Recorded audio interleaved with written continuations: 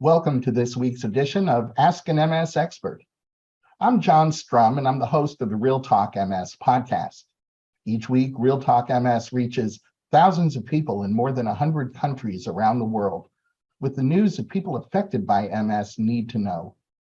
My wife, Jean, lived with progressive MS for 23 years, so I've had a front row seat experiencing all the ways that MS can impact a family. I'm a past member of the International Progressive MS Alliance Scientific Steering Committee, and currently I'm a district activist leader and trustee for the National MS Society, and I chair the Society's California Government Relations Advisory Committee. The MS Society's Ask an MS Expert webcast is designed to give us a place for the MS community to connect and to connect you with experts who are ready to answer your questions on the topics that impact people affected by MS every day. Please feel free to post your comments and questions on Facebook, YouTube, or Twitch. MS navigators are online throughout today's program, answering those questions and connecting you to resources. MS can impact your ability to be productive. It can prevent you from enjoying certain activities. It can even get in the way of performing everyday tasks. And while you don't have control over your MS, you do have control over how you choose to respond to your changing circumstances. We're joined today by the Associate Vice President of Research at the National MS Society, Dr. Kathy Zackowski. Dr. Zackowski is also an occupational therapist, an adjunct associate professor at the Kennedy Krieger Institute and Johns Hopkins Department of Physical Medicine and Rehabilitation. And Dr. Zackowski is here to share some energy conserving strategies you can use, along with modifications you can make to make life easier. Welcome, Dr. Zackowski, and thanks for joining us today. Hi, thank you for inviting me. It's great to be back. When I introduced you, I mentioned that you're an occupational therapist. So I'm hoping you won't mind explaining what an occupational therapist does and how an occupational therapist is different from a physical therapist. Yes, it's a really good question. I feel like this is a really common question too. So and let me just specify, an occupational therapist is trained to problem solve ways to allow you to do the tasks that are important to you. So the word occupation refers to how we spend our time, not only our jobs, which is often a misconception. And it's important to keep in mind that both OTs and PTs, or physical therapists and occupational therapists, will do an evaluation. And that evaluation is really important so we can see how you move and we can talk with you about your goals. And to know that we are partners with your neurologist and primary care physician. So it's important that we all talk to one another. So more specifically, occupational therapists will suggest the use of tools that can help make daily activities easier to do, help with helping to make places more functional for you, recommending equipment or assistive devices, advice around conserving energy, teaching skills for stress management and meeting goals. So it's a pretty broad variety of things that we can address. A physical therapist more specifically focuses on strength, range of motion, coordination, gross motor skills, or those skills that require larger muscles like walking. And occupational therapists help people live better despite having disability or illness by improving their skills. So we work very well with one another. So occupational therapists and physical therapists often will be seeing the same clients, but we have unique skill sets that are not redundant, but instead thought of as complementary. So I hope that helps.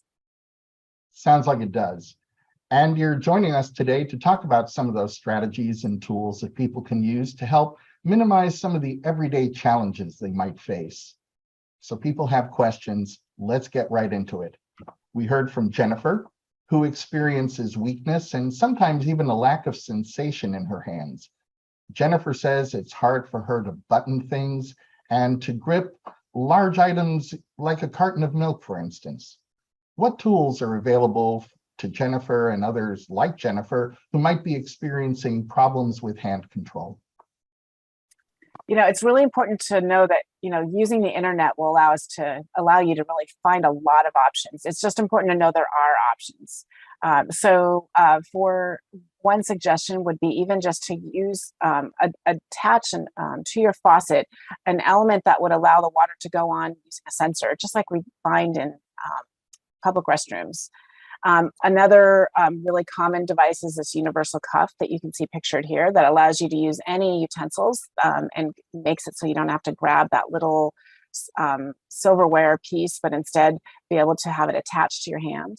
Another one listed here is that the one on the right is a way to cut items. So if it's hard to hold the vegetable or fruit that you're cutting, you have a higher risk of cutting yourself. So with this device, you put the food in the little plastic cup, you close it, and you push it up and down, and this will, the blade inside will cut it so that you don't need to worry about holding an item.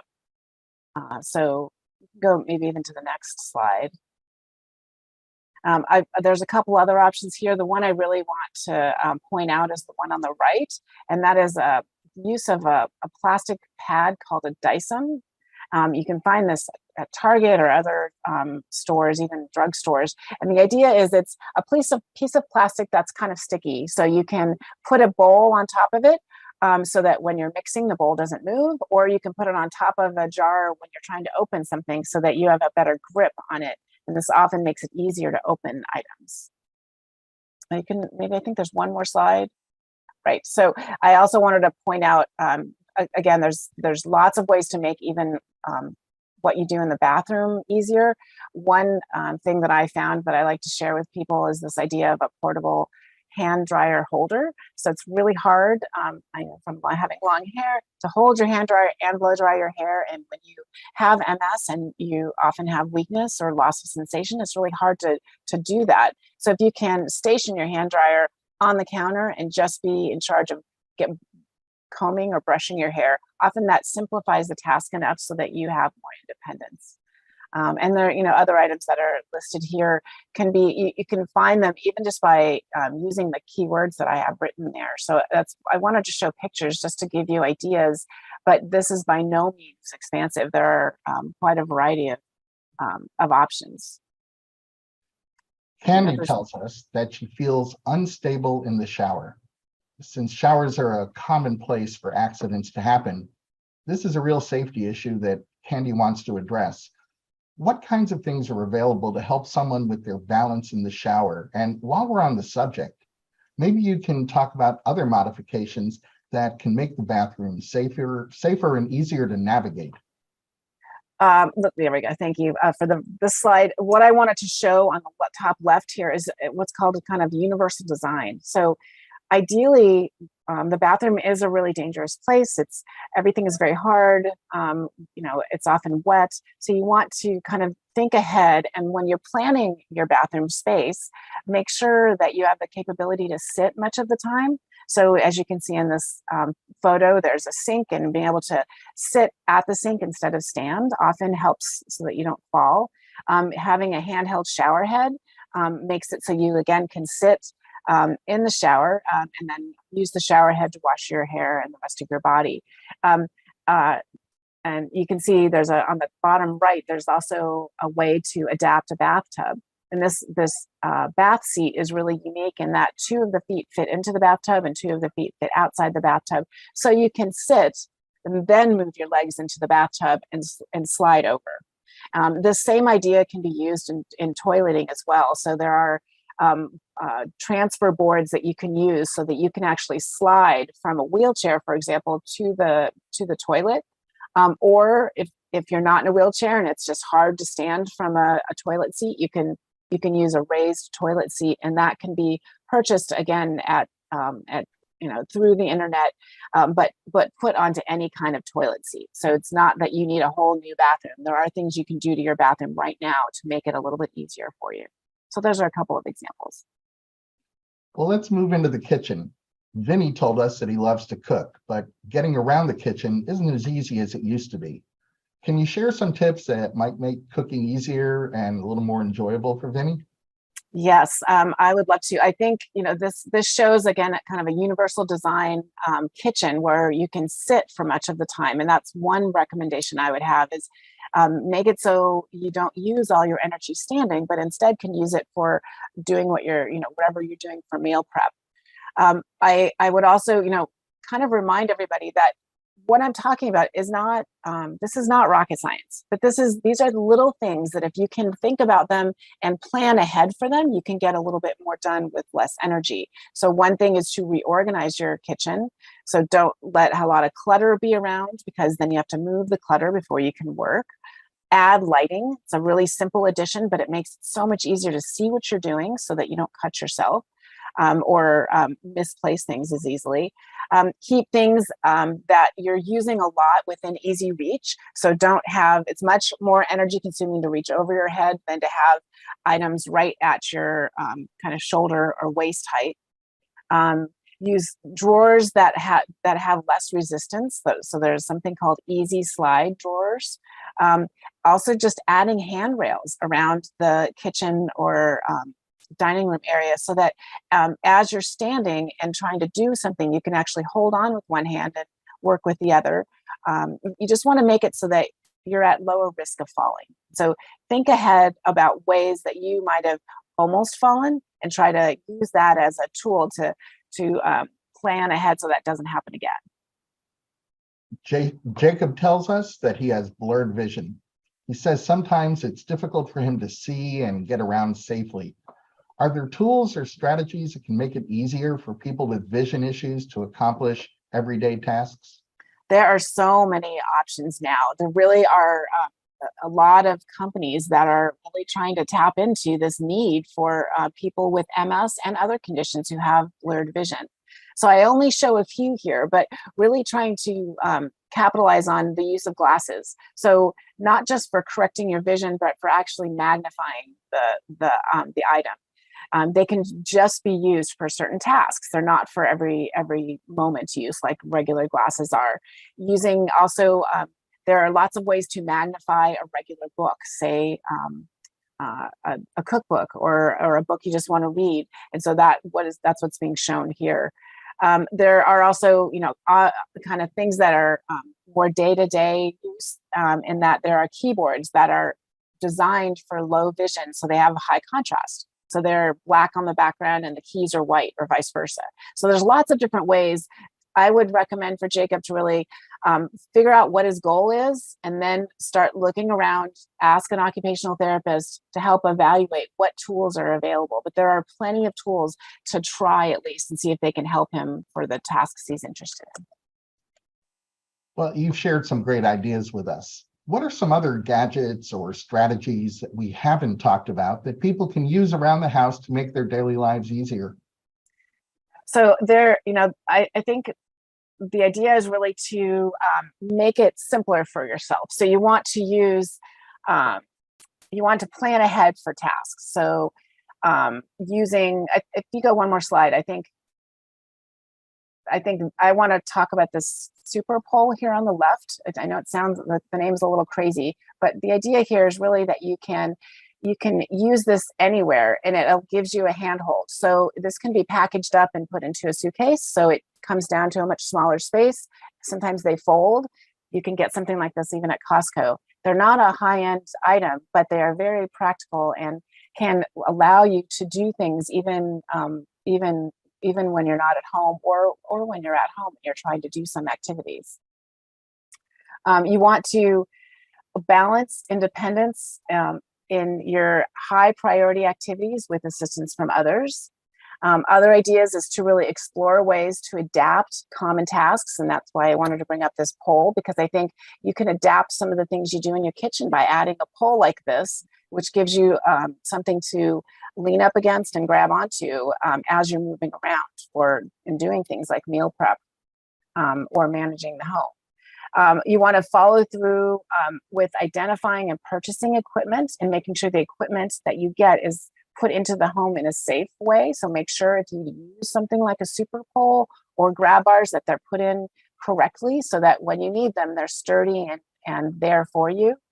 I also would recommend using walkers and a cane when you're tired. Think of them as a tool, not as what many of my patients will say is that, I feel like I'm kind of giving in to my MS symptoms by using these, but instead think I'm using my cane today because I'm really tired and I want to be able to get more done.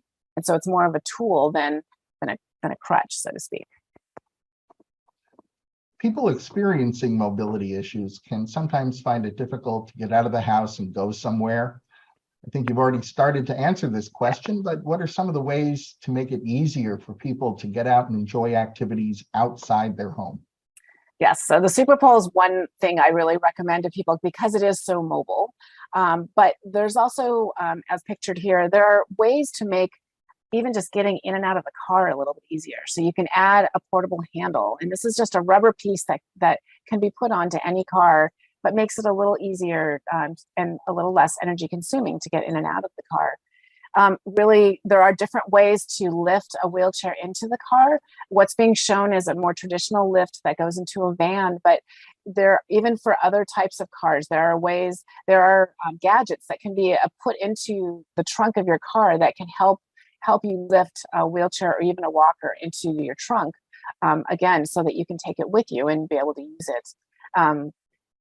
Using also, again, if you don't like using a cane, there are walking poles that look a little less medical, as many people describe it, but really give you that sense of extra stability and less risk of falling, allowing you to travel and enjoy the many things that there are to do if you're traveling, but not putting yourself at risk.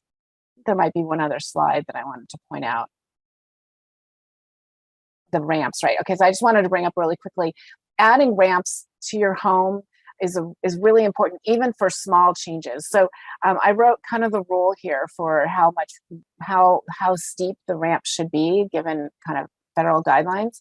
But really, even a ramp that lets you get over that threshold of your home, even if it's only an inch or two, really can make all the difference between falling as you're going in or out of the home versus just using your ramp. So I encourage you to think along these lines. There are things you can make even at home and not necessarily have to purchase, but by understanding sort of how steep you would want to make this a ramp, it really can make a big difference to people. And sometimes people have even traveled.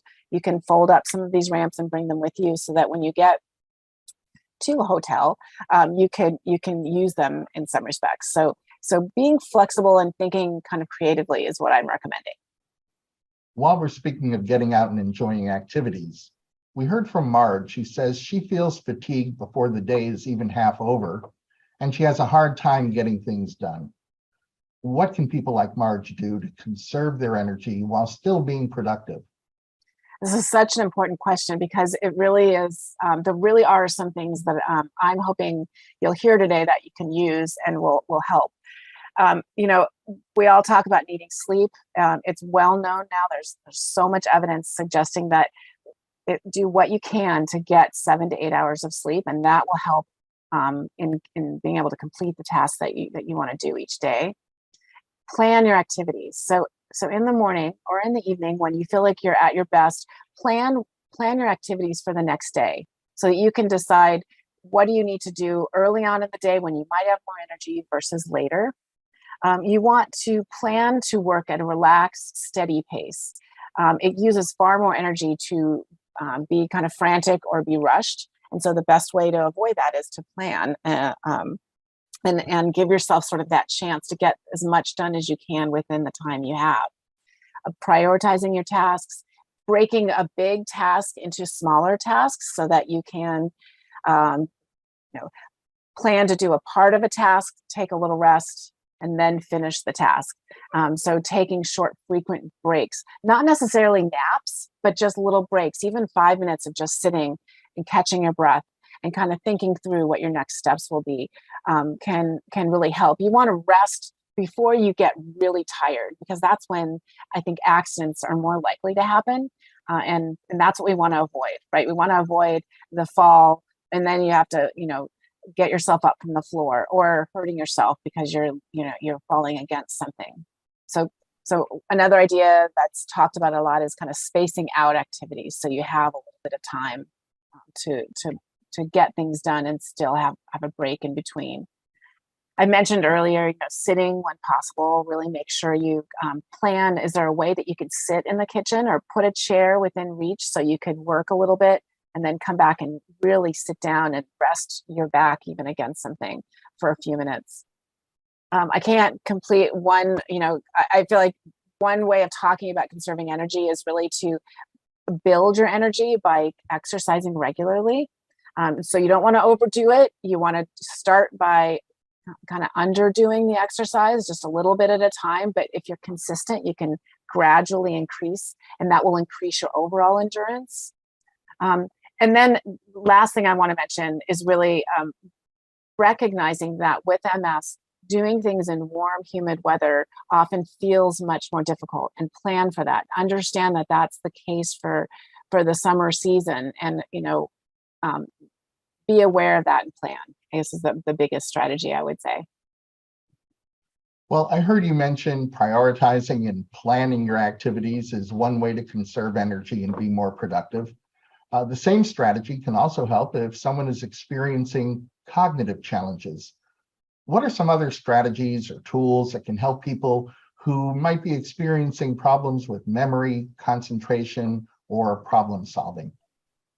Yeah, this area of research has come a long way. And so now really the task is to get some of these new interventions out to people. But there are a lot of ways that we can work on this. We know that issues like poor memory, even word finding or problems with problem solving are so common in so many people with MS. So some examples would be to use computerized cognitive training. There are ways to participate in this kind of rehabilitation from your home with the guidance of an occupational therapist, sometimes the guidance of a psychologist. There are also smartphone applications that you can use to help remember important events, and online resources to manage your finances, so that they are available. And when you can set up scheduled times for yourself to go back and remind yourself what you like. If you're doing your finances, that once a week I'm going to go back and I'm going to go back to the same spreadsheet. And there are apps that can walk you through problem solving types of questions to be sure that you're not forgetting things. Other ways that cognitive issues become more of a critical problem is just in taking your medications. And so there are actually medication bottles that they make now, which can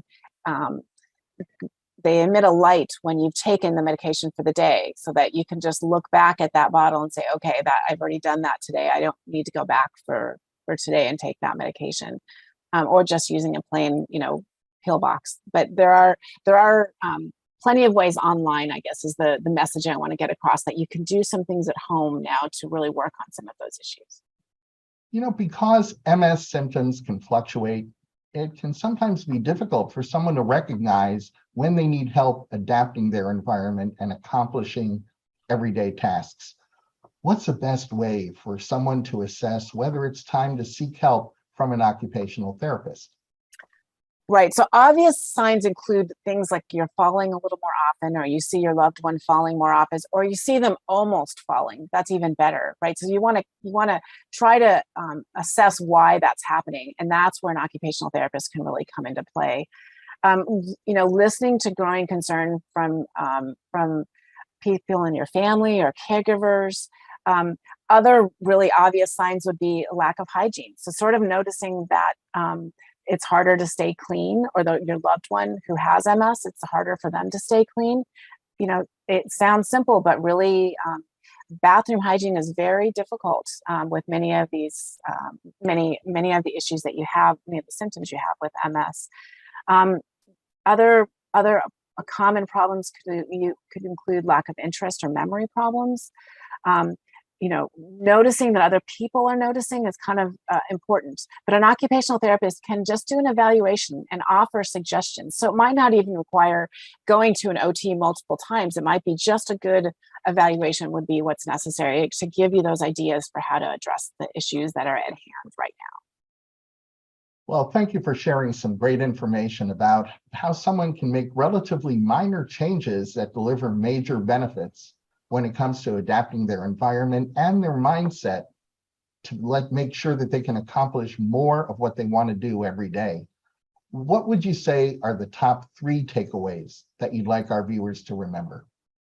Yeah, I knew that was coming, so I've been prepared. I think the 3 things I would really recommend would be to take a moment to identify specific tasks that are important to you, but that you find difficult to do, and try to break it down into components so that they're solvable.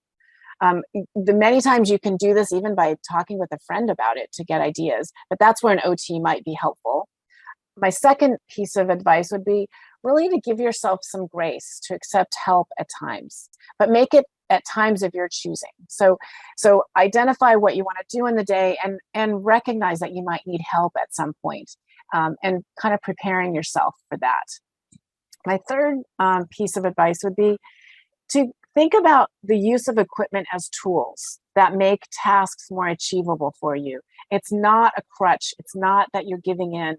It's that you're being smart and you're using equipment to allow you to maintain your quality of life. As these issues with MS might come and go, you might use the equipment some days and not all the days, but allow yourself to do that. So those are my pieces of advice at this point. Well, I want to thank everyone who submitted some great questions, and thank you for being with us today, Dr. Zackowski. Thank you. Before we close, I want to remind you that the National MS Society's MS Navigator team is your best partner when it comes to connecting you to the very best information and resources on living with MS. You can reach an MS Navigator by phone, email, or through the Society's website by chat. And for information and resources on MS, please visit the Society's website. You'll find research updates and news, information on connection programs like self-help groups and MS Friends. You'll see ways for you to get involved, and you'll hear about upcoming events that are taking place near you. Remember, you can connect with the National MS Society and others affected by MS on Facebook, Instagram, Twitter, YouTube, and LinkedIn. And I hope you'll join me every week on the Real Talk MS podcast, where I continue the conversation that we start here. You'll find Real Talk MS at realtalkms.com, Apple Podcasts, Google Podcasts, Spotify, Amazon Music, or wherever you find your favorite podcasts. I'd like to thank Dr. Zackowski for joining us today. Please remember that a recording of this webcast will be available at the Society's website at nationalmssociety.org/MSExpert, as well as on Facebook and YouTube. I hope you'll join us at this same time for next week's edition of Ask an MS Expert. You can always find our upcoming program topics on the National MS Society's website. And now I have a favor to ask each of you. Getting your feedback on today's webcast is important. So if you're watching on Facebook Live, you'll see a link to a survey pinned to the comments section. And on YouTube, you'll find that link in the program description. Completing the survey makes a real difference. The information you provide helps us to continuously improve, and it helps shape future programs. The survey takes just 1 minute, so I hope you'll take a minute to fill it out.